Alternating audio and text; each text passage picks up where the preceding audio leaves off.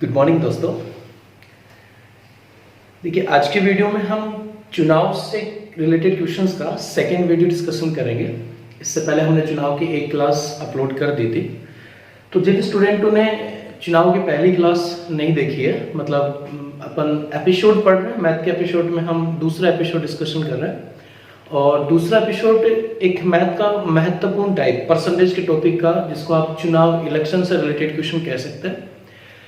ये class number 2 है, तो जिन स्टूडेंटों ने क्लास नंबर 1 चुनाव से रिलेटेड नहीं देखी है तो आप उस क्लास को पहले देखिएगा, क्योंकि वही क्लास सबसे इंपॉर्टेंट क्लास थी जिससे आपको चुनाव से रिलेटेड बेसिक कॉन्सेप्ट समझ में आते हैं और किस क्वेश्चन को किस तरह से सोल्व करने का एक इजी तरीका और टाइम टेकिंग प्रोसेस में अपन हैंडल कर सकते हैं। आज जो चुनाव से रिलेटेड क्वेश्चन होंगे उसमें हम कुछ महत्वपूर्ण बहुत ही इंपॉर्टेंट क्वेश्चनों का डिस्कशन करेंगे और ये क्वेश्चन स्पेशली बैंक पीओ के एग्जाम देने वाले स्टूडेंट्स या फिर बैंकिंग की मेंस एग्जाम देने वाले स्टूडेंट्स के लिए या फिर सीजीएल मेंस एग्जाम देने वाले स्टूडेंटों के लिए या फिर कैट लेवल की कोई भी एग्जाम देने वाले स्टूडेंट्स के लिए, इन टाइप के स्टूडेंटों के लिए बहुत इंपॉर्टेंट और फायदेमंद होने वाली है। तो चले टाइम वेस्ट ना करते हुए क्वेश्चन स्टार्टिंग करते हैं। तो देखिए, चुनाव से रिलेटेड ही 11 क्वेश्चन है, यानी कि हमने 11 नंबर क्वेश्चन है, हमने 10 क्वेश्चन पहली क्लास में डिस्कशन कर लिया था। देखिए दोस्तों, 11 नंबर और 12 नंबर 2 क्वेश्चन एक बार पिछले वीडियो से रिलेटेड क्वेश्चनों का है, यानी कि आप एक मेमोरी बना सके या फिर थोड़ा सा रिवीजन अपन कर पाए कि पहले हमने किस तरह से क्वेश्चन पढ़े थे। स्क्रीन पे क्वेश्चन है, पढ़ सकते हैं, साथ में देखिएगा। एक चुनाव में कुल मतदाताओं की संख्या के 10% ने मतदान में भाग नहीं लिया।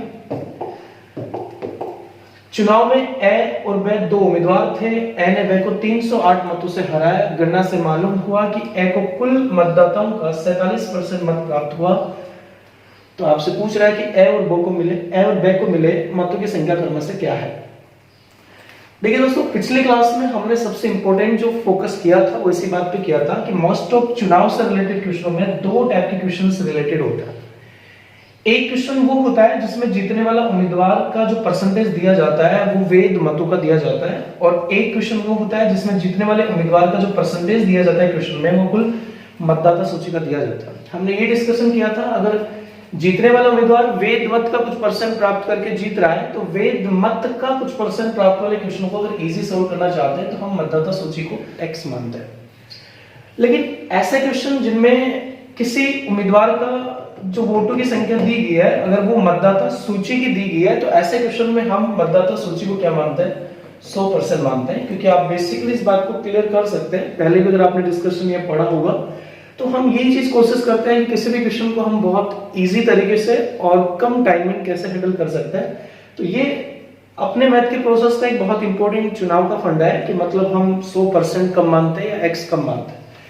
तो इस क्वेश्चन में आप देख पा रहे हैं यहाँ पे जो 47% है वो कुल मतदाताओं का है, यानी मतदाता सूची का है। इसका मतलब इस क्वेश्चन में हम मतदाता सूची को x ने मान के 100% मानते हैं। चलिए, क्वेश्चन आप समझ चुके होंगे। क्वेश्चन में ये बोल रहा है कि 10% लोगों ने चुनाव में भाग नहीं लिया, यानी मैं कह सकता हूं कि 10% लोगों ने वोट नहीं डाला, बाकी के 90% लोगों ने वोट डाला। ए वाले उम्मीदवार को कुल मतदाता सूची का 47% प्राप्त हुआ और वो 308 मतों से चुनाव जीत जाता है, यानी दूसरे उम्मीदवार को हराता है। तो ये 308 हार जीत का फैसला होगा। तो बेसिक क्वेश्चन पॉइंट क्लियर हो चुका है। सबसे पहले अपन कहेंगे कि क्वेश्चन में मान लीजिए मतदाता सूची क्या है, 100% है। तो दोस्तों, मतदाता सूची का 100% है और 10% लोगों ने वोट नहीं डाले, तो हम कह सकते हैं कि बाकी के 90% लोगों ने वोट डाला। अब ध्यान से इस बात को समझिएगा, अगर 90% लोगों ने वोट डाले हैं तो ये 90% डाले गए वोट ए और ब दोनों के टोटल वोट है।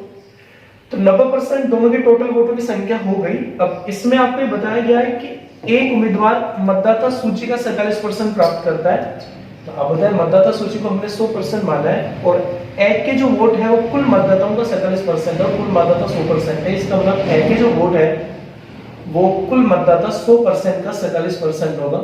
और जब आप 100% का 47% निकालेंगे, बेसिकली 100% का जब हम 47% कैलकुलेट करेंगे तो आंसर कितना आएगा, 47% ही बन पाएगा। ओके, प्लीज ध्यान से फोकस कीजिएगा। तो बेसिकली मैं पॉइंट में कह सकता हूं कि दोनों उम्मीदवारों के टोटल वोट 90% है, जिसमें से ए को 47% वोट मिले। तो कॉमन सेंस की बात है, 90% में से अगर ए ने 47% प्राप्त किए तो दूसरा उम्मीदवार जो ब है उसने बाकी के 43% वोट प्राप्त किए और हार जीत का फैसला अब आप देख पा रहे हैं, ए ने 47% और ब ने 43% प्राप्त किया। इसका मतलब इस चुनाव में जो हार जीत का फैसला हुआ है वो 4% से हुआ है, और ये 4% ही किसके बराबर है? 308 के बराबर है। चलिए क्वेश्चन में पूछ क्या रहा है कि ए और बे को मिले मतों की संख्या क्रमशः क्या है, यानी कि आपसे सेपरेट अलग अलग पूछ रहा है कि ए वाले उम्मीदवार को कितने वोट मिले और बे वाले उम्मीदवार को कितने वोट मिले, इनकी मुझे 47% और 43% का मान चाहिए। तो दोस्तों जब हम यहाँ पे डिवाइडेशन करेंगे, बेसिकली 4% 308 के बराबर है, तो हम कह सकते हैं कि 1% का जो वैल्यू होगा उसके लिए 308 में 4 का भाग देंगे, तो यहाँ पे 1% का जो वैल्यू होगा वो 77 होगा। अब 1% अगर 77 होगा तो ए वाले उम्मीदवार के अगर वोटों की संख्या हमें कैलकुलेट करनी है कि ए ने कितने वोट प्राप्त किए, तो ए के वोट निकालने के लिए आप जानते हैं ए ने टोटल 47% वोट प्राप्त किए, इसका मतलब 47% का मान कितना होगा, उसके लिए आप 77 को 47 से मल्टीप्लाई कर दीजिएगा। अब 77 को 47 से मल्टीप्लाई जब आप करेंगे तो पहले आप 7 से मल्टीप्लाई कर सकते हैं, 7 7 49, 7 6 28 और 4 32, 329 को फिर हम 11 से मल्टीप्लाई कर सकते हैं, और 11 से मल्टीप्लाई करने पे सबसे पहले 9, फिर 9 तो 11, 3 2 5 और 6 3, मतलब 6 और लास्ट का 3 होगा। इसका मतलब है कि ए के जो टोटल वोट है वो 3619 है। अब देखिए कैलकुलेशन आप कैसे भी कर सकते हैं, इसी के साथ साथ मुझे बे वाले उम्मीदवार के वोट भी निकालने हैं, तो बे वाले उम्मीदवार के वोट निकालने के लिए बेसिकली आप या तो ऐसा भी कर सकते हैं कि इस 77 को हम 43 से मल्टीप्लाई कर सकते हैं, लेकिन हम जानते हैं कि 308 मतों से हार जीत का फैसला हो रहा है। इसका मतलब है ए वाला उम्मीदवार 3619 वोट प्राप्त करता है, तो बे वाला उम्मीदवार 3619 से 308 कम प्राप्त करता है, और 308 अगर कम करेंगे तो 3311 बचेगा। ये बे वाले उम्मीदवार के वोट होंगे। तो जिन स्टूडेंट ने पिछले क्लास अच्छे से क्लियर कर लिया उन्हें स्टूडेंटों के लिए तो ज्यादा बड़ा स्पेशल पॉइंट नहीं होगा, बस ओनली आपको एक रिवीजन कॉन्सेप्ट यूज करते आप क्वेश्चन को सोल्व कर पाएंगे। चलिए फिलहाल बात करते हैं सेकंड क्वेश्चन पे। देखिए सेकंड क्वेश्चन भी पिछले से रिलेटेड पॉइंट ही है, मतलब ओनली रिवीजन फोकस करेंगे, थोड़ा ध्यान से समझिएगा। इसमें भी स्पेशल पॉइंट है, किसी चुनाव में 10% उम्मीदवार वोट नहीं डालते हैं तथा 12.5% वोट अवैध घोषित हो जाते हैं। जीतने वाला प्रत्याशी वैध मतों का, देखिए दोस्तों वही चीज फोकस कर रहे हैं, जीतने वाला उम्मीदवार वैध मतों का 71 से 3/7% प्राप्त करता है। यदि वह 5400 वोटों से चुनाव जीतता है तो पंजीकृत मतदाताओं की संख्या कितनी है? तो बेसिक अगर जीतने वाला उम्मीदवार 71 से 3/7% वैध मत का प्राप्त कर रहा है तो यही चीज सबसे इंपॉर्टेंट है कि वैध मत वाले क्वेश्चंस की कंडीशन में हम यहाँ पे बेसिकली क्या मानेंगे? एक्स मानेंगे। तो इस क्वेश्चन में हमें मान लेते हैं कि मान लीजिए टोटल पंजीकृत मतदाताओं की संख्या या फिर मतदाता सूची की संख्या क्या है? एक्स है। अब मतदाता सूची अगर एक्स है तो आप देख पा रहे हैं 10% उम्मीदवारों ने वोट नहीं डाला, इसका मतलब जो मतदाता सूची एक्स है उसके 90% लोगों ने वोट डाले हैं, तो ये जो वोट पे संख्या लिखी है वो डाले गए वोटों का 12.5%। तो दोस्तों 12.5% का मतलब क्या होगा? 12.5% 1/8 होगा, यानी कि 12.5% का फ्रैक्शन अगर आप बनाएंगे तो 1/8 होगा। इसका मतलब है कि 1/8 वोट अवैध घोषित हो गए, तो बाकी के 7/8 वोट क्या है? वैध है। तो जो डाले गए वोट है उनका 7/8वां भाग क्या होगा? वैध मत होगा। तो अब जो वोट पर संख्या लिखी है वो वैध मत है। चलिए अब थोड़ा ध्यान से एक बार समझेगा। आपको एक बात पता है कि एक उम्मीदवार ने, दो उम्मीदवारों से एक उम्मीदवार ने वैध मत का 71 से 3/7% प्राप्त किया। दोस्तों अगर आप 71 सही 3/7% का आप फ्रैक्शन जो बनाएंगे तो 71 को 7 से मल्टीप्लाई करके 3 ऐड करेंगे तो ये 500/700 होगा, यानी कि इसका फ्रैक्शन जो होगा वो 5/7 होगा। अब ध्यान से एक बार समझेगा, इसका मतलब है कि 71 से 3/7% का मतलब 5/7 हुआ। तो मैं कह सकता हूं कि जीतने वाले उम्मीदवार ने कुल वैध मतों का 5/7 प्राप्त किया। तो आप एक बार थोड़ा सा यहाँ पे फोकस करेंगे कि जीतने वाला उम्मीदवार अगर कुल वैध मतों का 5/7 प्राप्त करता है, इसका मतलब हारने वाला उम्मीदवार जो होगा वो कुल वैध मतों का 2/7 प्राप्त करेगा। ये हमने पिछले पॉइंट्स में भी डिस्कशन कर लिया था। तो जीतने वाला अगर 5/7 प्राप्त करेगा तो हारने वाला बाकी के 2/7 प्राप्त करेगा, और अगर हारने वाला और जीतने वाला 2/7 5/7 प्राप्त कर रहा है तो इन दोनों का अंतर जो आप निकालेंगे वो 3/7 होगा। इसका मतलब चुनाव में हार जीत का जो फैसला होगा वो 3/7 से होगा। तो मैं ये कह सकता हूं कि जीतने वाले उम्मीदवार ने हारने वाले उम्मीदवार से जो वैध मत है उनका 3/7 ज्यादा प्राप्त किया है, और वो 3/7 जो ज्यादा प्राप्त किया है वो किसके बराबर है? 5400 के बराबर है। इसका मतलब है कि ये 5400 3/7 का मान है, और ये 3/7 किसका होगा? वैध मत का। तो बेसिकली कॉन्सेप्ट ये कह सकते हैं कि जो वैध मत है उनका 3/7 किसके बराबर है? 5400 के बराबर। ओके दोस्तों, तो बहुत अच्छा और इजी तरीके से आप क्वेश्चन हैंडल करेंगे और सिंगल स्टेप में आप क्वेश्चन निकाल पाएंगे। तो देखिए कैलकुलेशन को अगर हम हैंडल कर लेते हैं बेसिकली तो 7 से 7 डिवाइडेशन होगा, 0 से 0, 9 के 27 और 27 का डबल 54 हो जाएगा। तो 8 दूनी 16, यानी कि इस क्वेश्चन में मतदाता सूची जो होगी वो 16,000 होगी और 16,000 इस क्वेश्चन का राइट आंसर आएगा। तो इन दो क्वेश्चनों में हम एक बात को बस रिपीट करना चाहेंगे इस पॉइंट में कि अगर मतदाता सूची का 47% तो हम मतदाता सूची को 100% मानेंगे, और अगर वेद मत का 71 से 3/7% ऐसे क्वेश्चन में मतदाता सूची को x मानेंगे तो आपको एक बेटर रिजल्ट मिल पाएगा। चलो अब यहां से देखिए बहुत इंपॉर्टेंट क्वेश्चन के कुछ कलेक्शंस आप लोगों के लिए स्पेशली हमने कलेक्ट किया है, और इन क्वेश्चनों को देख के आप बहुत स्पेशल और अच्छा फील कर पाएंगे। क्योंकि बेसिकली क्या होता है, जैसे नॉर्मली कितने भी बुक अगर अपन सोल्व करते हैं, ये बहुत स्पेशली बात है, यानी परसेंटेज के टॉपिक को अगर आप 7-8 बुकों में भी क्लियर करेंगे तो शायद चुनाव के सिंगल टाइप से इस तरह से क्वेश्चंस आप फिर भी बाय चांस ना ढूंढ पाए या सिलेक्ट ना कर पाए। चलो दोस्तों, तो सब्र से और पेशेंस से आप क्वेश्चन को ढंग से मेंटेन कीजिएगा, क्योंकि बड़ा ही जबरदस्त एनर्जी के साथ आप क्वेश्चन फील करेंगे। तो देखिए क्वेश्चन क्या है, एक बार समझ लेते हैं कि किसी चुनाव में एबीसी 3 उम्मीदवारों ने भाग लिया। तो इस क्वेश्चन में 3 उम्मीदवार हैं, मतदाता सूची में दर्ज व्यक्तियों में से 25% ने मतदान में भाग नहीं लिया। तो क्वेश्चन में एबीसी 3 उम्मीदवार है, 25% लोगों ने मतदान में भाग नहीं लिया, मतलब 75% लोगों ने भाग लिया। डाले गए वोटों का 6.66% वोट अमान्य घोषित हो गया। यदि सी ने 2450 वेद मत प्राप्त किए जो कि 20 से 40% अधिक थे, यानी सी ने 2450 वेद मत प्राप्त किए जो कि 20 से 40% अधिक है। यदि ए ने कुल मतों का, दोस्तों ध्यान से समझिएगा, ए ने कुल मतों का यानी कि मतदाता सूची का 40% प्राप्त किया हो तो बताएं कुल मतदाता सूची क्या है। तो बड़ा ही लाजवाब और जबरदस्त क्वेश्चन है, और इस क्वेश्चन को मेंटेन करने के लिए जो पॉइंट हम कैच करेंगे वो ये करेंगे कि हमने एबीसी में से एक उम्मीदवार के वोट दे रखे हैं कि ए ने 40% वोट प्राप्त किया, लेकिन 40% किसका, कुल मतों का। इसका मतलब है मतदाता सूची का 40% अगर ए प्राप्त कर रहा है तो ऐसे क्वेश्चन में हम मतदाता सूची को क्या मान लेते हैं, 100% मान लेते हैं। तो एक बार देखिएगा, यानी कि मान लीजिए इस क्वेश्चन में मतदाता सूची क्या है, 100% है। ओके, अब आप देख पा रहे हैं क्वेश्चन में मतदाता सूची का 100% है, तो 25% लोगों ने मतदान में भाग नहीं लिया, यानी मैं कह सकता हूं कि 25% लोगों ने वोट नहीं डाला, तो हम कहेंगे बाकी के 75% लोगों ने वोट डाला। ओके, 100% मतदाता सूची, 75% डाले गए वोट। आगे देखिए क्वेश्चन में बोला गया था कि डाले गए जो वोट है, इन डाले गए वोटों का यानी कि 75% का 6.66% मत क्या है, अवैध घोषित हुए। तो देखिए दोस्तों 6.66% का मतलब 1/15 होगा, यानी कि मैं कह सकता हूं 6.66% का फ्रैक्शन अगर आप बनाएंगे तो 1/15 होगा। तो अगर हम कहते हैं कि डाले गए वोटों का 1/15 वोट अवैध घोषित हो गया, तो डाले गए वोट 75% है, इसका मतलब 75% का 1/15 भाग जब आप निकालेंगे तो क्या आएगा, 5% आएगा। इसका मतलब है 5% मत अवैध घोषित हो गए। तो आप देखिएगा 5% अवैध होने का मतलब है बाकी के 70% मत क्या है, वैध मत है।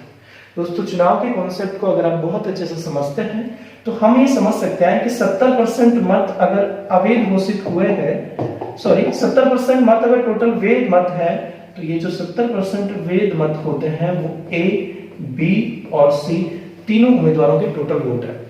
अब क्वेश्चन में देखिए, यहां से मैं स्टार्टिंग पहले करूंगा। आपको बताया गया था भाई एबीसी तीनों के टोटल वोट 70% है, तो हमें पता है ए के वोट की संख्या दे रखी है, यानी ए ने कुल मतों का 40% प्राप्त किया है, तो कुल मत कितने हैं, कुल मत 100% है, और ए ने 100% का 40% प्राप्त किया है, तो आप देखिएगा 100% का 40% क्या होगा, 40% होगा। अब हमें यहां से ये पता चल जाता है कि ए ने 40% वोट प्राप्त किया और तीनों ने टोटल 70% वोट प्राप्त किया है। इसका मतलब बी और सी दोनों उम्मीदवारों ने टोटल मिला के 30% वोट प्राप्त किया। ओके, बहुत इंटरेस्टिंग क्वेश्चन है, समझते जाएगा। तो हमें यहां से ये नॉलेज मिल गया कि बी और सी दोनों उम्मीदवारों के टोटल वोट 30% है। अब इस क्वेश्चन में एक लैंग्वेज यहां पे दे रखी है कि सी ने, क्वेश्चन में लैंग्वेज आपको ये दे रखी है कि सी ने 2450 वेद मत प्राप्त किए हैं, यानी कि सी के वोट आपको दे रखे हैं 2450, लेकिन हमारे पास सी का परसेंटेज नहीं है, लेकिन एक लैंग्वेज ये दे रखा है जो कि 20 से 40% अधिक है, यानी कि सी के जो वेद मत है वो 20 से 40% अधिक है। तो जो दोस्तों जब हमें ये बात पता है कि सी के जो वोट है, सी के जो वोट है वो 20 से 40% ज्यादा है, तो 40% ज्यादा में जब हम रेशो बनाएंगे, तो जैसे मान लीजिए अगर बी के वोट 100 है तो सी के वोट 40% ज्यादा होगा, 140 होगा, और रेशियो जब आप बनाएंगे तो 7:5 का रेशियो बनेगा। ओके, यानी कि क्वेश्चन में आपको ये बोल रहा था कि सी के जो वोट है वो बी के वोट से 40% ज्यादा है और 40% ज्यादा का रेशियो बनाएंगे, इसका मतलब है 5:7 का प्रोसेस रहेगा। तो ध्यान से समझिएगा, अगर सी और बी के वोटों का अनुपात 7:5 है तो हम ये कह सकते हैं कि सी के वोट 7 और बी के वोट अगर 5 यूनिट है तो बी और सी दोनों के टोटल वोट 12 यूनिट है और बी और सी के दोनों के टोटल वोट 30% है। इसका मतलब ये हुआ कि ये जो 30% है वो 12 यूनिट के बराबर है और हमें अगर सी के वोट दे रखे हैं तो हम सी के वोट के लिए 7 यूनिट का मान यहां से कैलकुलेट कर लेंगे। तो जैसे हम इसको डिवाइडेशन अगर मैं करूंगा तो 6 दूनी 12 और 6 पंजे 30 और 7 पंजे 35 में 2 का भाग देंगे, इसका मतलब है कि 17.5%। दोस्तों ध्यान से समझिएगा, हमें इस बात का नॉलेज हो गया, इसका मतलब है कि अगर बी और सी के दोनों के टोटल वोट, बी और सी दोनों के टोटल वोट अगर 30% है और सी के वोट बी के वोट से 40% ज्यादा है, तो जब हम इसको 7:5 के रेशियो में डिवाइड करेंगे तो पता चलेगा कि सी को 30% में से 17.5% वोट प्राप्त हुए। अगर सी को 17.5% वेद मत प्राप्त हुआ और सी को 2450 वेद मत प्राप्त हुए तो हम ये कह सकते हैं कि ये जो 2450 वेद मत है वो 17.5% के बराबर है। तो आप इसमें 17.5% का भाग देंगे और आपको मतदाता सूची की संख्या चाहिए जिसको हमने क्या माना है, 100 माना है, तो बेसिकली हम 100 से मल्टीप्लाई कर देंगे। चलिए फाइनली कैलकुलेशन को हैंडल करते हैं। तो 0 को पॉइंट हटेगा, 0 लगेगा बेसिकली। 25 × 175, 25 चौक 100 हो जाएगा। 7 का भाग अगर देंगे तो 7 × 21 और 7 × 5 = 35, यानी बेसिकली 35 होगा। तो 35 का डबल 70 और 70 का डबल 140 और 140 के आगे 2 जीरो और अगर ऐड होगी तो बेसिकली 14,000 इस क्वेश्चन का राइट आंसर आएगा। तो बड़ा देखिए, मुझे बहुत अच्छा और इंटरेस्टिंग क्वेश्चन ये लगता है। मैंने बिल्कुल इजीली और पेशेंस से इस बात को समझा है, रिपीट करने की जरूरत नहीं है। अगर आपको लगता है कुछ चीज मिसिंग है तो आप वीडियो को फिर से रिवाइज करके इस क्वेश्चन को आराम से पेशेंस से समझ सकते हैं, कोई दिक्कत नहीं है। ओके दोस्तों, तो अगले क्वेश्चन के लिए आप बिल्कुल बेसब्री से तैयार होंगे। तो बात करते हैं नेक्स्ट क्वेश्चन क्या है। देखिए, मैंने पहले बताया कि एक से बढ़कर एक क्वेश्चन यहाँ पे डिस्कशन होने वाला है, क्योंकि बेसिकली चुनाव से रिलेटेड मैंने यही फोकस किया है कि ऐसे क्वेश्चन हम स्टूडेंटों के सामने रखने की कोशिश करें जो उन सब क्वेश्चनों में उनको बेसिकली प्रॉब्लम्स बनती है डेफिनेट कि वो क्वेश्चन कैसे हैंडल हो पाए, जो भी कंडीशन। देखिए, अगला क्वेश्चन भी बहुत कैलकुलेटिव सा और सिंपल सा क्वेश्चन है। क्वेश्चन क्या है समझेगा, एक चुनावी सर्वेक्षण में कुल वोटरों में से 83 से 1/3%। ओके दोस्तों, यहाँ पे लिखा है 83 से 1/3%। एक चुनावी सर्वेक्षण में कुल वोटरों में से 83 से 1/3% सर्वे में भाग नहीं लेते हैं। इसको हम फ्रैक्शन में चेंज कर लेंगे। तो बेसिकली क्वेश्चन ये बोल रहा है कि चुनावी सर्वेक्षण में कुल वोटरों में से 83 से 1/3% सर्वे में भाग लेते हैं। आगे बोल रहा है अतः 50% उम्मीदवार ए को वोट देने का दावा करते हैं, 10% अनिश्चित है व शेष उम्मीदवार बी को वोट देने का दावा करता है। मतलब एक चुनाव में सर्वेक्षण में जितने भी टोटल लोग थे उनमें से 83 से 1/3% भाग लेते हैं। अब जितने लोगों ने भाग लिया है उनमें से 50% उम्मीदवार ए को वोट देने का दावा करता है, 10% अनिश्चित है, यानी वो भी डाउट में है कि क्या पता ए को देंगे या बी को देंगे, और उसके अलावा बाकी जो बच गए उसको बी को वोट देने का दावा करता है। यदि उन सभी ने चुनाव वाले दिन अपने दावे के अनुसार वोट किया हो, जैसे पिछले क्वेश्चन में या पिछले वीडियो में भी हमने ऐसा क्वेश्चन डिस्कशन किया था, लेकिन उसमें जिन लोगों ने वादा किया था उन्होंने वादा तोड़ा है, लेकिन इस क्वेश्चन में जितने लोगों ने दावे या वादे किए हैं वो अपने वादे के अनुसार वोट करते हैं। आगे लिख रहे हैं वे जो इस सर्वे में भागीदार नहीं थे, यानी कि जैसे 83 से 1/3% लोग ही चुनाव में सर्वेक्षण में भाग लेते हैं, तो वे जो सर्वेक्षण में भाग नहीं लेते हैं उन्होंने ए और बी को 2:1 के अनुपात में वोट दिया है, और वे सभी व्यक्ति जो सर्वे में अनिश्चित थे उन्होंने ए और बी को 1:4 के अनुपात में वोट दिया है। यदि ए 640 वोटों से विजेता बनता है तो चुनाव में वोटों की कुल संख्या कितनी है। तो आप क्वेश्चन को पढ़ के ही इस बात के लिए बिल्कुल सहमत हो जाएंगे कि क्या जबरदस्त क्वेश्चन इस पॉइंट में शामिल हो पाया है। तो बेसिकली देखिए, इस क्वेश्चन को सोल्व करने का क्या कॉन्सेप्ट हो पाएगा, ध्यान से समझते जाएगा। बिल्कुल सबसे पहले अपन बात करते हैं 83 से 1/3% का फ्रैक्शन क्या होगा। तो दोस्तों जब इसका फ्रैक्शन बनाएंगे तो बेसिकली इसका फ्रैक्शन 5/6 बनेगा, यानी कि आप 83 को 3 से मल्टीप्लाई करके एक ऐड करेंगे तो देखिए 80 का 3 गुना 240, 3 3 और 1 10 हो गया, मतलब ये 250/300 होगा, जिसको आप डिवाइडेशन करेंगे तो 5/6 होगा। तो 83 से 1/3% का मतलब 5/6 होगा, यानी कि हम कह सकते हैं कि चुनावी सर्वेक्षण में 5/6 लोगों ने भाग लिया। तो यहां से हम ये कह सकते हैं कि 5/6 लोगों ने भाग लिया, इसका मतलब है कि टोटल लोग 6 थे और उसमें से 5 लोगों ने भाग लिया। लेकिन जब परसेंटेज के क्वेश्चन को हैंडल करते हैं तो 6 से बेटर जो संख्या होती है वो 600 होती है। तो मैं एक बार मान लेता हूं कि मान लीजिए टोटल पंजीकृत मतदाताओं की संख्या या चुनाव में कुल वोटों की संख्या 600 मान लेते हैं कि मान लीजिए टोटल लोग 600 थे। अब 600 का 5/6 लोगों ने भाग लिया, मतलब 500 लोगों ने भाग लिया। अब 500 लोगों ने भाग लिया तो बच गए कितने? 100 लोग बच गए, और ये 100 लोग क्या है? अनिश्चित है, यानी कि वो 100 लोग वो हैं जो सर्वेक्षण में भाग नहीं लेते हैं। ओके, तो हमने माना कि मान लीजिए टोटल 600 लोग हैं और 600 का 5/6 यानी कि 500 लोगों ने सर्वे में भाग लिया है, 100 लोगों ने सर्वे में भाग नहीं लिया। अब क्वेश्चन आपको ये कहता है कि जितने भी लोगों ने सर्वे में भाग लिया है उनका 50% ए से दावा करता है या ए को वोट देने का दावा करता है। तो 500 लोगों ने जो भाग लिया है उसमें से 50% यानी 250, तो 250 लोग ए से दावा करते हैं, 10% देखो 50% ए को वोट देने का दावा करते हैं, 10% अनिश्चित है, तो बचे कितने? 40%, यानी कि ए को दावा करते हैं 50%, बी को वोट देने का दावा करते हैं 40% यानी कि 200, और बाकी के जो 10% बच गए, 10% अनिश्चित है यानी कि 50 अनिश्चित है। ओके दोस्तों, क्वेश्चन बहुत सिंपल है, बिल्कुल भी टिपिकल लैंग्वेज नहीं हो सकती, केवल कैलकुलेटिव क्वेश्चन है, समझते जाएगा। तो हमने देख लिया कि 500 लोग जो सर्वे में भाग लेते हैं, मान लीजिए 500 लोग सर्वे में भाग लेते हैं, तो उनमें से 250 लोग ए को वोट देने का दावा करते हैं, 200 लोग बी को वोट देने का दावा करते हैं, 50 डाउट में चल रहे हैं, पता नहीं हम ए को देंगे बी को देंगे। अब इसने बोला कि जिन लोगों ने दावे के अनुसार, यानी चुनाव वाले सर्वेक्षण में सभी लोगों ने दावे के अनुसार वोट किया है, इसका मतलब है कि इन 250 ने दावा जो किया था उसके अनुसार इन्होंने वोट किया, तो ये 250 ए के टोटल वोट हो गए, ए को 250 ये वोट मिले और बी को 200 वोट मिले। नेक्स्ट पॉइंट क्वेश्चन में दिया गया था कि इस सर्वे में वे जो इस सर्वे में भागीदार नहीं थे, यानी कि 100 लोगों की बात कर रहे हैं, तो ये 100 लोग जो सर्वे में भाग नहीं लेते हैं वो ए और बी को 2:1 के अनुपात में वोट देते हैं। दोस्तों ध्यान से समझिएगा, ये 100 लोग जो सर्वे में भाग नहीं लेते हैं, इन्होंने ए और बी को 2:1 के अनुपात में वोट दिया। देखिए दोस्तों, यही चीज सबसे इंपॉर्टेंट आपके सामने होगी, ध्यान से इस बात को समझिएगा। यानी कि 100 लोग ए और बी को, ये जो 100 लोग हैं उसमें से कितने लोगों ने ए को और कितने लोगों ने बी को वोट दिया, उसके लिए रेशियो दे रखे हैं, 2:1 के अनुपात में वोट किया है। तो दोस्तों हम ये बात जानते हैं कि 2:1 में जब हम 100 को डिवाइड करेंगे तो 100 3 यूनिट के बराबर होगा, जो डिवाइडेशन नहीं हो पाएगा। तो हमारे दिमाग में छोटी छोटी बातें बिल्कुल अच्छे से आ सकती है, क्योंकि मैं जो तरीके यूज करता हूँ वो इसी तरह से कॉमन सेंस के तरीके यूज करता है कि इस 100 की जगह अगर 300 होता तो बेसिकली क्वेश्चन ज्यादा सिंपल होता।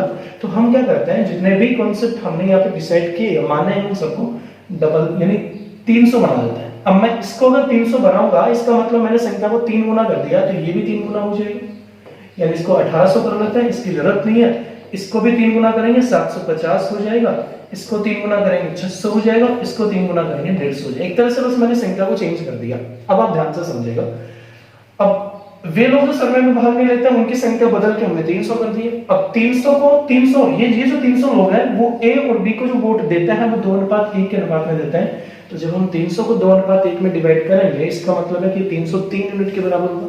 अगर 3 यूनिट 300 के बराबर है, जैसे आप समझ सकते हैं कि अगर 3 यूनिट 300 के बराबर है तो 1 यूनिट का जो मान होगा वो 100 होगा, तो 2 यूनिट का मान 200 होगा और 1 यूनिट का मान 100 होगा। इसका मतलब है 300 लोगों ने अगर 2:1 के अनुपात में ए और बी को वोट दिया, इसका मतलब 200 लोगों ने ए को वोट किया और 100 लोगों ने बी को वोट किया है। तो इसका मतलब है ए के हिस्से में 200 वोट और आ गए और बी के हिस्से में 100 वोट और आ गए।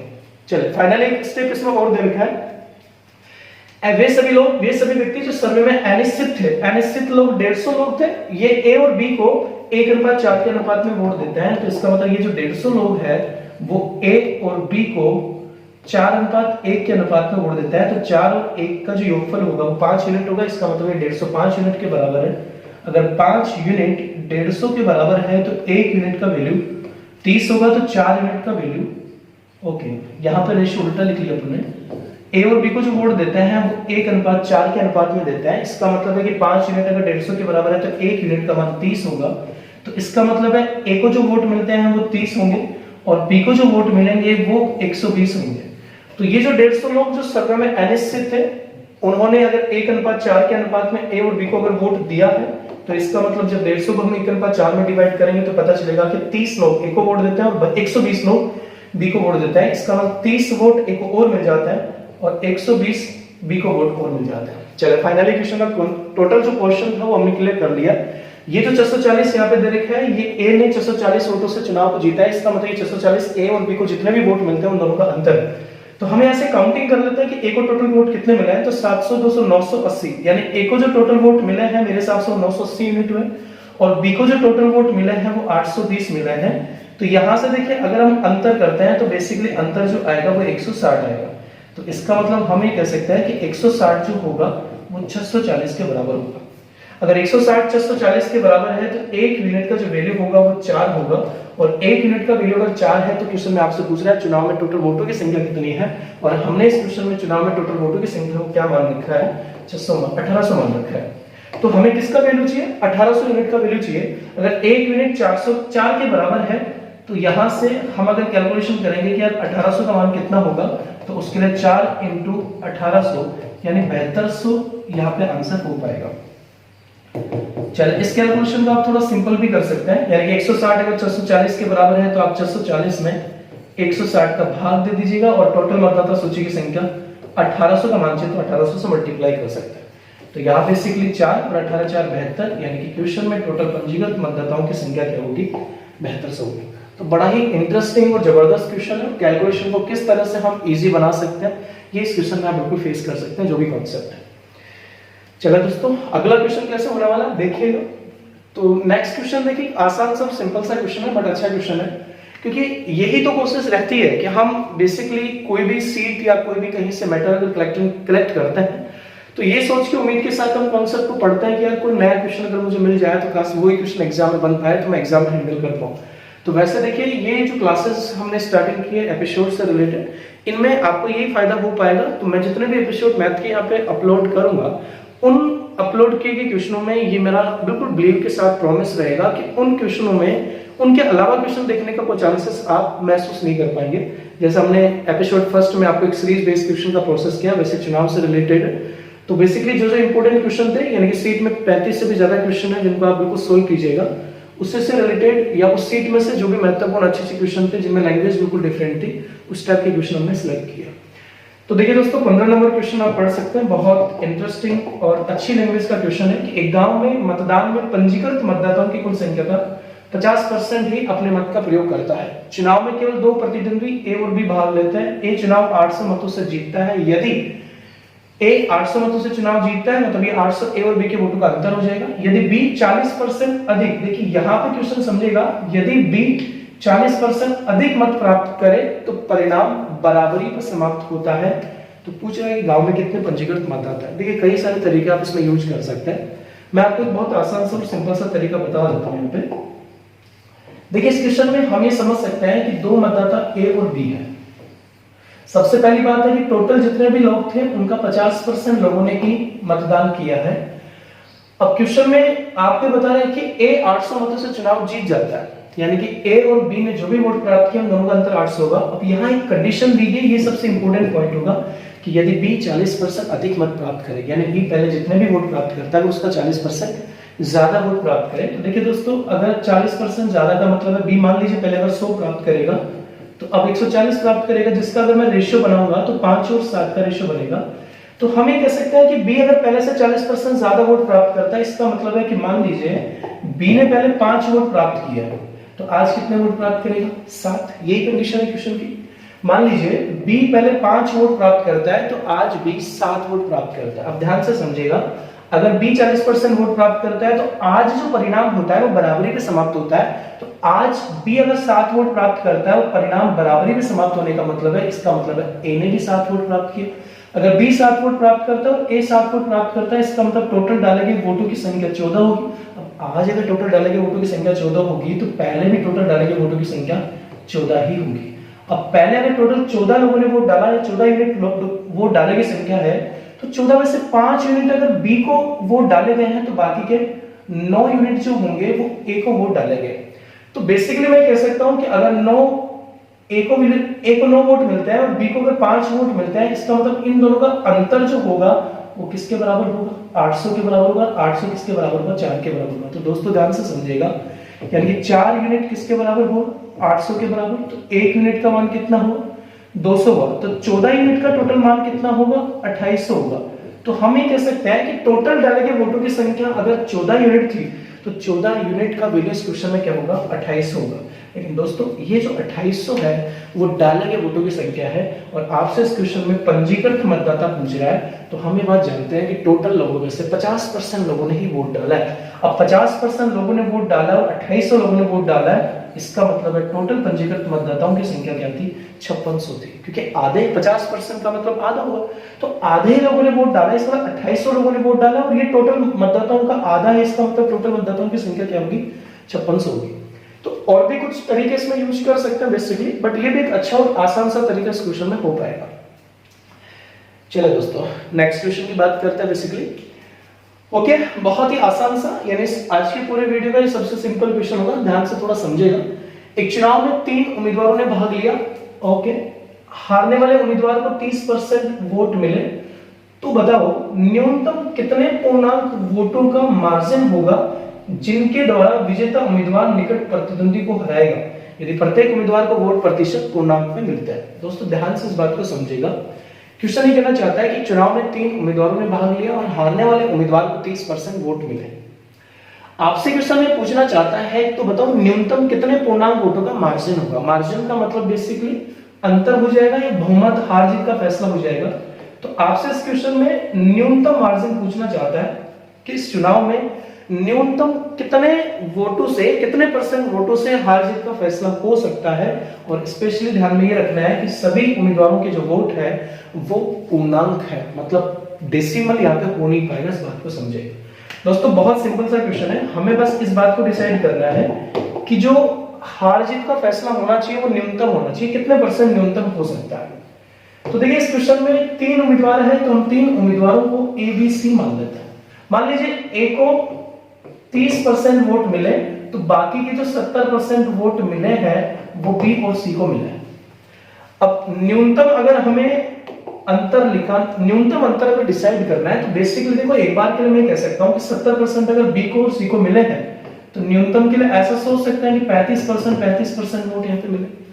लेकिन आप जानते हैं अगर 35% होगा तो यहाँ पे मार्जिन 0% होगा, और 0% का मतलब है कि चुनाव में हार जीत का फैसला नहीं होगा। तो अगर न्यूनतम की बात करते हैं बेसिकली, तो इस 35 को मुझे यहाँ पे 36% बनाना पड़ेगा, क्योंकि 35.5 तो हो नहीं सकता। जैसे ही 36% बनेगा तो ये 34% बनेगा। इसका मतलब है अगर ए 30% वोट प्राप्त करता है और बी और सी ने बाकी के टोटल 70% वोट प्राप्त करें, और हमें हार जीत का फैसला अगर न्यूनतम रखना है, तो इस कंडीशन में डिवाइडेशन होगा कि इसका मतलब बी को 36% और सी को 34% मिला। दोस्तों 35% में हो नहीं पाएगा, तो इस 35 को थोड़ा बढ़ाएंगे तो यहाँ पे 35.5 और 34.5 का कॉन्सेप्ट अगर होता तो मार्जिन 1% का होता, लेकिन यहाँ पे पॉइंटों या डेसिमल में संख्या नहीं जा सकती, क्योंकि यहाँ पे सभी कैंडिडेट जो है उनके वोट जो है वो पूर्णांक में होने चाहिए। इसका मतलब 36% और 34% दोनों उम्मीदवारों के वोट होंगे, जिसके लिए आप न्यूनतम मार्जिन अगर देखेंगे तो बेसिकली क्या होगा, 2% इस चुनाव में न्यूनतम मार्जिन हो पाएगा। उम्मीद करते हैं आपको क्वेश्चन समझ आ चुका होगा बहुत इजीली तरीके से। फिलहाल बात करते हैं नेक्स्ट क्वेश्चन की। दोस्तों ध्यान से इस बात को समझेगा, आगे के जो 3 क्वेश्चन है वो तीनों क्वेश्चन एक सेम टाइप के रिलेटेड क्वेश्चन है, यानी चुनाव का एक बहुत इंपॉर्टेंट सा टाइप यहाँ पे आप देखेंगे। ये क्वेश्चन बहुत स्पेशल और लाजवाब क्वेश्चन है, इन क्वेश्चनों को आप फोकस अच्छे से कीजिएगा। और क्वेश्चन क्या कहता है एक बार पढ़ लेते हैं पहले। पिछली सरकार में पार्टी क्यों विपक्ष में थी। ओके, बहुत अलग अलग कुछ वर्ड यहाँ पे समझ आएंगे। पिछली सरकार में पार्टी क्यों विपक्ष में थी। C2 में 33.33% वर्दी के साथ पार्टी क्यों शत्रुघ्न पार्टी है। थोड़ा बहुत आप समझ पाएंगे कि मतलब जैसे हम पढ़ते रहते हैं कि यार कौन सी सरकार सत्ता में चल रही है, तो शत्रुघ्न पार्टी का मतलब है कि जो सरकार सत्ता में चल रही है, इसका मतलब जिस पार्टी ने जीत प्राप्त की है उस पार्टी को हम शत्रुघ्न पार्टी कह सकते हैं, और जिस पार्टी ने जीत प्राप्त की है उसके अपोजिट जो पार्टी होती है उसको हम विपक्ष पार्टी कहते हैं। यानी विपक्ष पार्टी हमेशा हारने वाली पार्टी होती है और शत्रुघ्न पार्टी हमेशा जीतने वाली पार्टी होती है। तो क्वेश्चन ये बोल रहा है कि पिछली सरकार में पार्टी क्यों विपक्ष में थी, मतलब पिछली जो सरकार थी, यानी इसका अब जो चुनाव हुआ था उससे पहले वाले चुनाव की अगर हम हिस्ट्री निकालते हैं तो पहले वाले चुनाव में क्यों विपक्ष में थी और पी सत्ता में थी। लेकिन अब की बार क्यों पार्टी ने 33.33% वर्दी के साथ पार्टी क्यों अब की बार सत्ता में है, और इस तरह पार्टी क्यों पिछली सरकार में पार्टी पी की तुलना में 2 गुना बहुमत प्राप्त करती है। 2 गुना बहुमत, देखिए इस बात को आप समझेगा, इस तरह पार्टी क्यू पार्टी क्यू ने पिछली सरकार में पार्टी पी की तुलना में 2 गुना बहुमत, देखिए बहुमत का मतलब क्या है इस बात को समझेगा। बहुमत का मतलब कि यहाँ पे हार जीत का फैसला हुआ। जैसे एक पार्टी अगर 250 वोट प्राप्त करती है और दूसरी पार्टी अगर 240 वोट प्राप्त करती है, तो मैं कह सकता हूं पी पार्टी 250 और क्यू पार्टी 240 वोट प्राप्त करती है। इसका मतलब मैं कह सकता हूं कि पी पार्टी ने 10 बहुमत से या 10 वोटों के बहुमत से चुनाव जीत लिया। बेसिकली लैंग्वेज के पार्ट होते हैं, इन चीजों को बिल्कुल एक एनवायरनमेंट के हिसाब से अगर समझेंगे तो बेटर फील हो पाएगा। तो हम यही कह सकते हैं कि पी पार्टी ने 10 वोटों के बहुमत से चुनाव जीता है।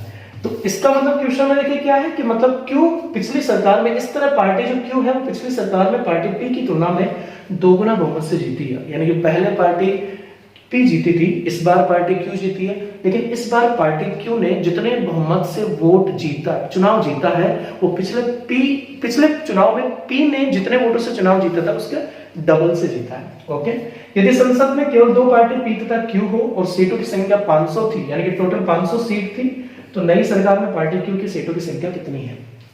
देखिए दोस्तों, बड़ा ही इंटरेस्टिंग क्वेश्चन है, इस बात में कोई शक नहीं है, आप देख के इस बात को समझ चुके होंगे। मैं आपको बहुत आसान सा बिल्कुल इजीली सॉल्यूशन आपको बताता हूं इस क्वेश्चन का, जो हमारे दिमाग को बिल्कुल संतुष्ट कर सके, माइंड को बिल्कुल संतुष्ट करे। कुछ बेसिक चीजें अपन समझ चुके हैं कि इस क्वेश्चन में ये कहना चाहता है कि 2 पार्टी है पी और क्यू और 2 बार चुनाव की बात कर रहा है। तो आज जो चुनाव हुआ उसमें और एक पिछले जो चुनाव हुआ था उसमें। सबसे पहले बात करते हैं क्वेश्चन में, यानी कि पिछली सरकार में पार्टी क्यू विपक्ष में थी, तो मैं कह सकता हूं कि पहले जो चुनाव हुआ था उसमें पार्टी क्यू विपक्ष में थी और पार्टी पी सत्ता में थी। अब की बार क्या किया है, पार्टी जो क्यू थी उसने अपने वोटों में, यानी अपने वोटों की संख्या में 33.33% की वृद्धि की है। तो आप इस बात को समझ सकते हैं कि मतलब 33.33% का मतलब 1/3 होगा। तो पार्टी क्यू ने अपने वोटों की संख्या में, अपने सीटों की संख्या में 1/3 की वृद्धि की है। तो दोस्तों ध्यान से इस बात को समझेगा, अगर पार्टी क्यू ने अपने वोटों की संख्या में या अपनी सीटों की संख्या में 1/3 की वृद्धि की है, तो 1/3 की वृद्धि का मतलब है कि पहले अगर 3 सीट थी तो आज 4 सीट होगी, तो रेशियो जो बनेगा वो 3 और 4 का बनेगा। तो यहाँ पे मैं मान लेता हूं कि मान लीजिए इसका मतलब है कि पिछले सरकार में या पिछले चुनाव में पार्टी क्यू ने टोटल 3x वोट प्राप्त किए हैं, तो इस बार चुनाव में पार्टी क्यू ने टोटल 4x सीटें प्राप्त की है। चलो दोस्तों, बात समझ आ चुकी होगी। क्वेश्चन आपको ये कहना चाहता है कि पार्टी क्यू ने इस बार 33.33% ज्यादा सीटें प्राप्त की है, मतलब 1/3 सीटें ज्यादा प्राप्त की है। तो 1/3 ज्यादा का मतलब है कि 3x और 4x का रेशियो बनेगा। तो पिछले चुनाव में पार्टी क्यू ने 3x वोट प्राप्त किए और इस बार जो चुनाव है उसमें पार्टी क्यू ने 4x सीट प्राप्त की है। अब थोड़ा ध्यान से इस बात को समझिएगा। टोटल सीटें 500 थी, यानी मैं ये कह सकता हूं कि पिछले चुनाव में भी टोटल सीटें 500 थी। पिछले चुनाव में टोटल सीटें 500 थी और 500 सीटों में से क्यू पार्टी ने 3x सीट प्राप्त की है, तो बाकी की जो बची गई, बाकी की जो 500 माइनस 3x सीटें बची है वो पार्टी क्यू ने प्राप्त की है। अब आप ध्यान से समझिएगा, इस बार जो चुनाव हुआ था उसमें भी टोटल सीटें 500 ही है। अब इस बार जो चुनाव हुआ है उसमें टोटल सीटें अगर 500 है और 500 में से इस बार क्यू ने 4x सीटें प्राप्त की है, तो बाकी की जो 500 माइनस 4x सीटें हैं वो पी ने प्राप्त की है। अब लास्ट पॉइंट इंपॉर्टेंट क्या है इस क्वेश्चन में, यानी कि जो अब की बार जो जीतने का बहुमत है वो पिछली बार से डबल है। तो दोस्तों ध्यान से इस बात को समझते जाएगा। पिछला वाला जो चुनाव हुआ था उस पिछले वाले चुनाव में पार्टी क्यू विपक्ष में थी और पार्टी पी सत्ता में थी, यानी कि पी पार्टी पिछले वाले चुनाव में जीती थी और क्यू हारी थी। तो अगर हम बहुमत देखेंगे, मैंने बताया बहुमत का मतलब क्या होगा, हार जीत का फैसला। अगर आप देखेंगे कि पिछले वाले चुनाव में कितने बहुमत से जीत प्राप्त हुई थी, तो दोस्तों ध्यान से समझिएगा, पी चुनाव जीतता है, क्यू चुनाव हारता है। इसका मतलब 500 माइनस 3x ज्यादा होगा, क्योंकि हार जीत का फैसला दोनों का अंतर ही होगा। लेकिन पी अगर जीत रहा है तो 500 माइनस 3x ज्यादा होगा और 3x कम होगा। तो 500 माइनस 3x में से अगर आप 3x घटाएंगे तो 500 माइनस 6x होगा। इसका मतलब पिछले चुनाव में जो बहुमत हुआ था या जो पिछले चुनाव में पी जो है वो 500 माइनस 6x सीटों के बहुमत से चुनाव जीतती है। अब इस बार की बात कर लेते हैं। तो इस बार जो चुनाव हुआ था उसमें क्यू पार्टी सत्ता में है, मतलब क्यू पार्टी जीत रही है और पी पार्टी हार रही है। तो हार जीत का फैसले के लिए दोनों का अंतर करेंगे, लेकिन आपकी बार 4x ज्यादा होगा। तो 4x में से 500 माइनस 4x जब आप घटाएंगे तो बेसिकली आप देख लीजिएगा, अगर 4x में से 500 माइनस 4x घटाएंगे तो माइनस की वजह से प्लस हो जाएगा, यानी कुल मिला के 8x माइनस 500 होगा। ओके दोस्तों, अब आप ध्यान से समझेगा। तो मैं ये समझ चुका हूं कि पिछले चुनाव में P ने जो बहुमत प्राप्त किया था वो 500 माइनस 6x का था, और इस बार चुनाव में Q ने जो बहुमत प्राप्त किया वो 8x माइनस 500 का है। आप समझ रहे हैं, क्वेश्चन ये कहना चाहता है कि Q ने जो बहुमत प्राप्त किया है वो P से डबल है। अगर P से डबल है, इसका मतलब ये हुआ कि 500 माइनस 6x और 8x माइनस 500 का जो रेशियो होगा वो 1:2 का रेशियो होगा, तो बराबर में 1/2 कह सकते हैं। यहाँ से अगर आप क्रॉस मल्टीप्लाई करेंगे, कैलकुलेशन बचा मात्रा होंगे, तो देखिएगा अगर क्रॉस मल्टीप्लाई करेंगे यहाँ पे, तो सबसे पहले 1000 माइनस 12x बराबर 8x माइनस 500। 12x इधर जाएगा तो 16x होगा, और 500 इधर आएगा तो बेसिकली 1500 होगा। ओके दोस्तों, यहां से हमें पता चल गया कि 16x बराबर 1500 है। अब क्वेश्चन में पूछा गया, इस बात पर फोकस कर लेते हैं। तो इस क्वेश्चन में ये पूछा गया कि नई सरकार में क्यू की सीटों की संख्या कितनी है। तो आपसे ये पूछ रहा है कि नई सरकार में क्यू की सीटों की संख्या कितनी है। तो नई सरकार का मतलब है आज वाला जो चुनाव होता है उसमें क्यू के सीटों की संख्या कितनी है। तो आप देख पा रहे हैं नई सरकार में क्यू के सीटों की संख्या 4x है, मतलब कि हमें किसका मान चाहिए, 4x का मान चाहिए। तो दोस्तों अगर आप 4x का मान निकालेंगे तो किससे डिवाइड करना पड़ेगा। ओके, मिस्टेक हो पाई हमें, यानी कि 16x की जगह यहाँ पे 20x होगा, सॉरी, मतलब 12x और 8x अगर जुड़ेगा तो 20x होगा। अब हमें अगर नई सरकार में क्यू ने कितने सीट प्राप्त किए तो उसके लिए हम 4x का वैल्यू निकालेंगे। तो 20x को 4x बनाने के लिए हम 5 का भाग देंगे, और इधर भी अगर 5 का भाग अगर आप देते हैं तो 5 3 15 होगा। इसका मतलब है कि 4x का मान जो होगा वो 300 होगा, और हम ये कह सकते हैं कि नई सरकार में पार्टी क्यू ने टोटल 300 वोट प्राप्त किए हैं। तो देखिए दोस्तों, बड़ा इंटरेस्टिंग और जबरदस्त क्वेश्चन है, और प्लीज आप क्वेश्चन को थोड़ा अच्छे से मेंटेन आप कीजिएगा और समझिएगा, और ये तरीका मेरे हिसाब से एक आसान और सिंपल तरीका इस क्वेश्चन का हो सकता है। इसके लिए देखिए कुछ डाउट पॉइंट्स अगर आपके दिमाग में रह पाते हैं तो आप कमेंट बॉक्स में बेसिकली आप कमेंट करके बता सकते हैं, और भी कुछ पॉइंट्स अगर होंगे तो उनका डिस्कशन कर पाएंगे। अब देखिए, जैसे मैंने आपको बताया दोस्तों कि पिछला क्वेश्चन और इससे अगला question same to same question है। तो अगर पिछला क्वेश्चन आपको समझ आ चुका है तो आगे के 2 क्वेश्चन रिपीट करने के तौर पे अपन समझ पाएंगे। तो थोड़ा ध्यान से और समझिएगा ताकि आपका रिवीजन भी हो पाएगा। तो देखिए, ये क्वेश्चन क्या बोल रहा है कि ग्राम सभा में 1000 लोगों ने एक प्रस्ताव पर मतदान किया जिसमें से 10% मत अमान्य थे। कुछ चर्चा के बाद 1000 लोगों ने दोबारा मतदान किया, इस बार 20% अमान्य वोट थे। विरोधियों में 20% से वृद्धि हुई, जबकि बहुमत से अब यह प्रस्ताव रद्द कर दिया गया है जो पहले से 300% अधिक था। तो चर्चा के पहले कितने लोगों ने प्रस्ताव के खिलाफ मतदान किया था। देखिए, आईक्यू लेवल तो होना ही चाहिए, मतलब कोई भी स्टूडेंट अगर पढ़ता है तो एक बेसिक नॉलेज होना चाहिए इन्वायरमेंट का क्या कॉन्सेप्ट है।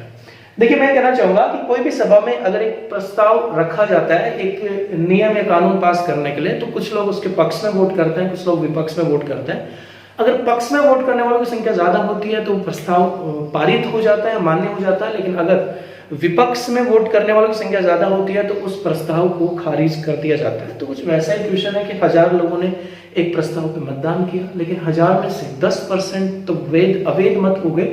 तो 10% अवैध हुए तो बाकी के 900 जो वोट होंगे वो वैध होंगे। अब 900 में से कुछ लोगों ने पक्ष में, कुछ लोगों ने विपक्ष में वोट दिया। अब कुछ चर्चा के बाद दोबारा मतदान किया गया, और अब की बार जो 1000 लोगों ने मतदान किया था उसमें से 20% अमान्य है, तो 20% अमान्य है तो 80% वैध होंगे, तो 800 वैध होंगे। अब 800 लोगों ने, कुछ ने पक्ष में, कुछ ने विपक्ष में वोट किया। लेकिन इस क्वेश्चन में ये कहना चाहता है कि जबकि बहुमत से प्रस्ताव रद्द हो गया। देखिए, बहुमत से प्रस्ताव रद्द होने का क्या मतलब है। रद्द होने का मतलब है कि विपक्ष में जिन लोगों ने वोट किया है, विपक्ष में जिन लोगों ने वोट किया उनकी संख्या ज्यादा थी और पक्ष में वोट करने वालों की संख्या कम थी, इस वजह से खारिज हुआ। अब इस बात को भी ध्यान से समझेगा कि विपक्ष में बहुमत से प्रस्ताव रद्द कर दिया गया जो पहले से 300% ज्यादा था। यानी कि पहले भी प्रस्ताव रद्द हो रहा था, अभी भी रद्द हो रहा है, लेकिन अब की बार जो रद्द होने का बहुमत प्राप्त हुआ है वो पहले रद्द होने के बहुमत से 300% ज्यादा है। तो देखिए, इस क्वेश्चन में हम यहां से शुरुआत कर लेते हैं कि मान लीजिए इस प्रस्ताव के पक्ष में और विपक्ष में वोट करने वालों की संख्या क्या होगी। तो एक पक्ष हो गया और एक अपोजिट विपक्ष पार्टी होगी।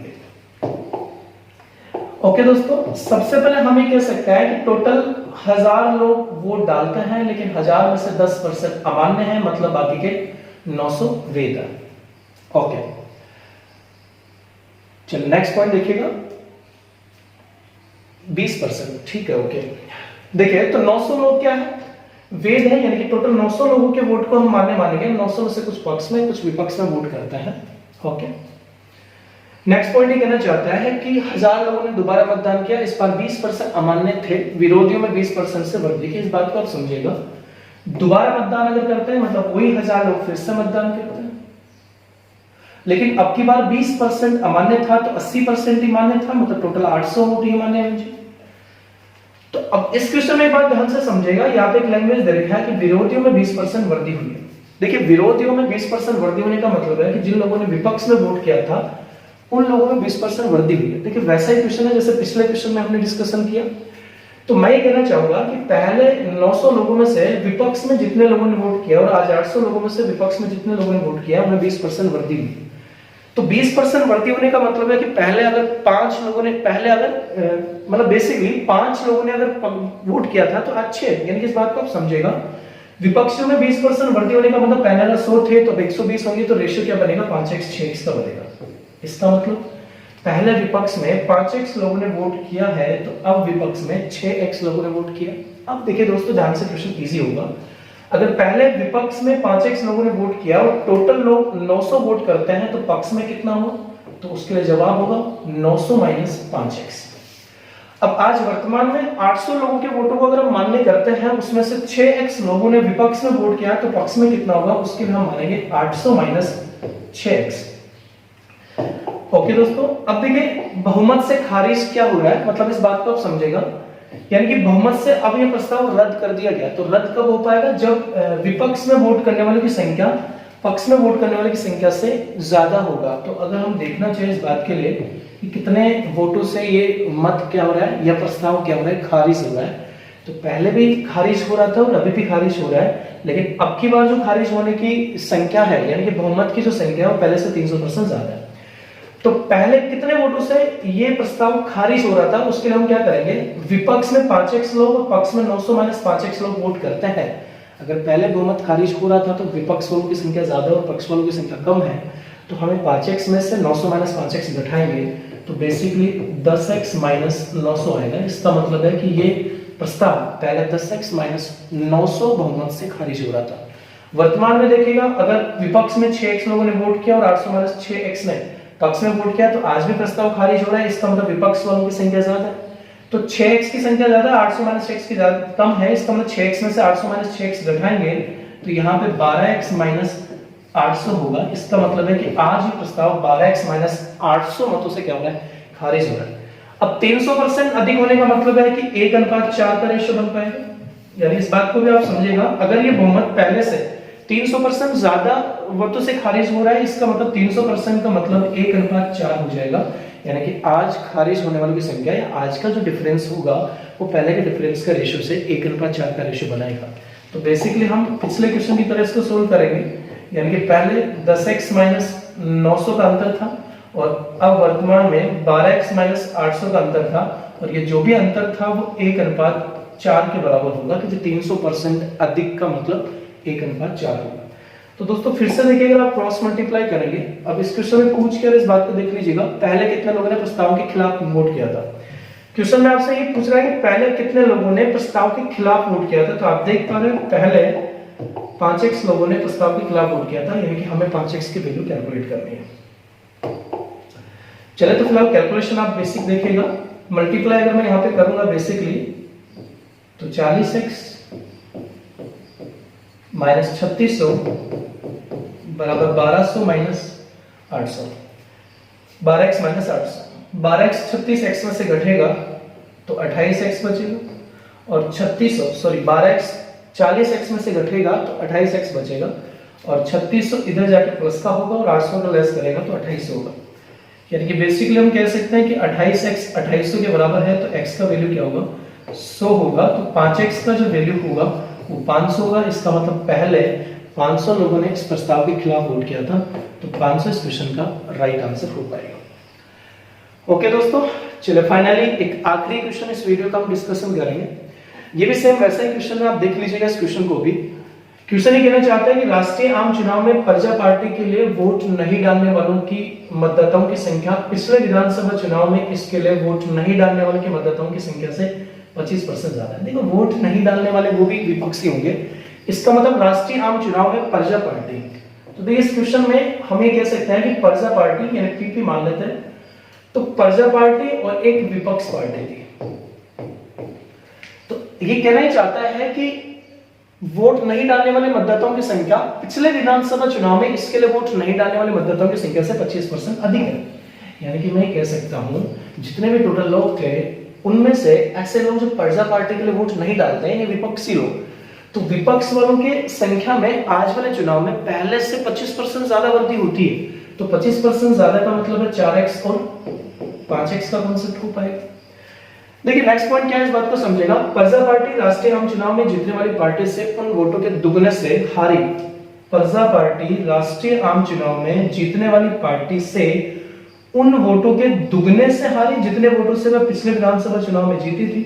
यदि कुल 26,000 लोगों ने हर बार मतदान किया हो तो विधानसभा चुनाव में तो प्रजा पार्टी के लिए कितने लोगों ने वोट किया। देखिए क्वेश्चन वही है, सेम कॉन्सेप्ट आप समझ पाते हैं कि मतलब 2 बार चुनाव की बात हम कर रहे हैं कि पिछला जो चुनाव हुआ था उसमें भी 26,000 लोगों ने वोट किया है और इस बार जो चुनाव हुआ है उसमें भी 26,000 लोगों ने वोट किया है।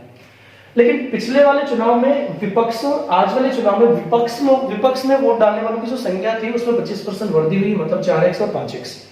तो दोस्तों पिछले चुनाव में टोटल 26,000 लोगों ने अगर वोट डाला है जिसमें से विपक्ष में 4x लोगों ने डाला है, तो प्रजा पार्टी के पक्ष में 26,000 माइनस 4x लोगों ने वोट डाला है। वर्तमान वाले चुनाव में अगर टोटल 26,000 लोगों ने वोट डाला है जिसमें से विपक्ष में 5x लोगों ने वोट डाला है, तो बाकी के पक्ष में प्रजा पार्टी के पक्ष में 26,000 माइनस 5x वोट डाला है। आप ध्यान से समझिएगा, क्वेश्चन में एक बहुत इंपॉर्टेंट बात यहाँ पे बोल रहा है कि राष्ट्रीय प्रजा पार्टी राष्ट्रीय आम चुनाव में जीतने वाली पार्टी से उन वोटों के दुगने से हारी है। मतलब आज वर्तमान में प्रजा पार्टी जीतने वाली पार्टी से उन वोटों के दुगने वोटों से हारी है जितने वोटों से पहले पिछले चुनाव में चुनाव जीती थी। यानी प्रजा पार्टी पिछले वाले चुनाव में चुनाव जीतती है और अब वाले चुनाव में चुनाव हारती है। तो पिछले वाले चुनाव में अगर प्रजा पार्टी जीतती है तो कितने के बहुमत से जीतती है, अंतर करेंगे तो प्रजा पार्टी अगर जीत रही है तो 26,000 माइनस 4x ज्यादा होगा। यानी कि मैं कह सकता हूं कि पिछले वाले चुनाव में प्रजा पार्टी ने 26,000 माइनस 8x के बहुमत से चुनाव जीता है। और बेसिकली वर्तमान में प्रजा पार्टी चुनाव हार रही है, मतलब कि कितने वोटों से चुनाव हार रही है, तो इसका मतलब है अगर हार रही है तो विपक्ष में जो वोट डालेंगे उनकी संख्या ज्यादा है, तो 5x की संख्या ज्यादा होगी, 26,000 माइनस 5x की संख्या कम होगी। तो उसके लिए अगर आप डिफरेंस करेंगे तो 10x माइनस 26,000 का डिफरेंस हो पाएगा। अब आप समझ रहे हैं कि अब की बार जो चुनाव में हारी है, मतलब प्रजा पार्टी वर्तमान में चुनाव में हारी है, उन हारे गए वोटों की संख्या पिछले चुनाव में जीते गए वोटों की संख्या से डबल है। तो बेसिकली हम ये कह सकते हैं, फिर से वही रेशियो बनेगा कि पहले और आज के जो डिफरेंस होगा, बहुमत का जो डिफरेंस होगा उसका रेशियो 1:2 होगा। तो आप ये कह सकते हैं कि पिछले चुनाव में प्रजा पार्टी 26,000 माइनस 8x वोटों से चुनाव जीती थी और इस बार चुनाव में प्रजा पार्टी 10x माइनस 26,000 वोटों से चुनाव हारी है। तो अब की बार हारने वाले वोटों की संख्या जीतने वाले वोटों की संख्या से डबल है, रेशियो 1:2 का बनेगा। तो देखिए फिर से मैं कैलकुलेट अगर यहां से करूंगा, बेसिकली क्रॉस मल्टीप्लाई करेंगे तो 52,000 माइनस 16x बराबर यहां पे क्या होगा 10x माइनस 26,000 हो पाएगा।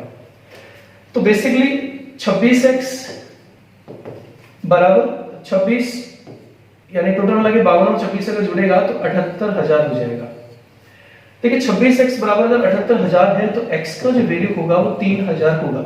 क्वेश्चन में क्या पूछा गया है, विधानसभा चुनाव में प्रजा पार्टी के लिए कितने लोगों ने वोट किया। तो आप जानते हैं विधानसभा चुनाव में प्रजा पार्टी के लिए 26,000 माइनस 5x लोगों ने वोट किया है। इसका मतलब हमें 5x का वैल्यू निकालना है।